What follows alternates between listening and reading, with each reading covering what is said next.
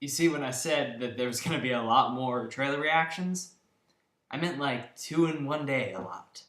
So the trailer for G.I. Joe Retaliation hit a couple hours ago, which of course is the sequel to the very silly yet sort of fun G.I. Joe Rise of Cobra. And I have to say, for the second time in a row, I'm surprised and impressed by this trailer. Now, the first movie had a very silly, campy tone to it.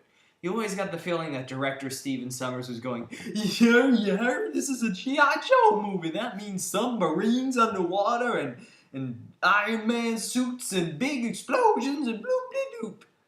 This movie seems to have thrown that entire campy aspect of it completely out the window, and it's decided to go for a more serious style of action film. Now, don't get me wrong, this certainly hasn't turned into Platoon or anything, but you can tell right off the bat that director John M. Chu of Step Up 2 and 3 and Justin Bieber Never Say Never, which I know doesn't sound good, but surprisingly, you can tell that he has added a lot more of a gritty, hard-edged action sense to this thing, even if the action itself is still ridiculous. It makes me think that there's going to actually be some brutality and intensity to this action, which was sorely missing from the first one. And what's really helping this out is the alterations they've made to the cast. Now, the cast in the first film was all very pretty, very kind of fashion model-esque, not really action stars. And while Pretty Boy Channing Tatum returns for this film, an event early on in the trailer tells me he may not be in the movie so long. And we're left with the two main people that you know, which are The Rock and Bruce Willis, as well as Snake Eyes and a couple other members of the G.I. Joe team. Now, I have to say, adding in these legitimate action stars just give this movie so much more presence than it did before. Just having The Rock, who's just this huge screen presence, leading this team, just, I don't know, for some reason it makes all the action just seem 10 times more badass.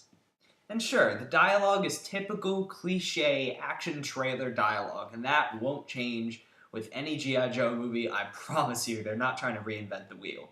But you forget all of that just watching this pretty good cast go at it in what looks like to be pretty spectacular action sequences. Especially, there's this one toward the end where Snake Eyes, who's the ninja, and a couple other ninjas are like rappelling through this ice mountain and fighting these ninjas from Cobra on this other mountain in this aerial battle. And it just looks incredible, and it looks worth the price of admission by itself.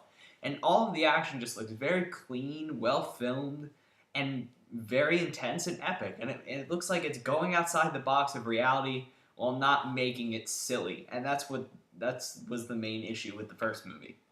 And overall, I have to say, while I wasn't looking forward to this film in the slightest before, this trailer has actually made me fairly anxious to see it, and I feel like it'll be a much stronger film than the first one. However, if you remember, the second Transformers also had a good trailer, and we all know how that turned out.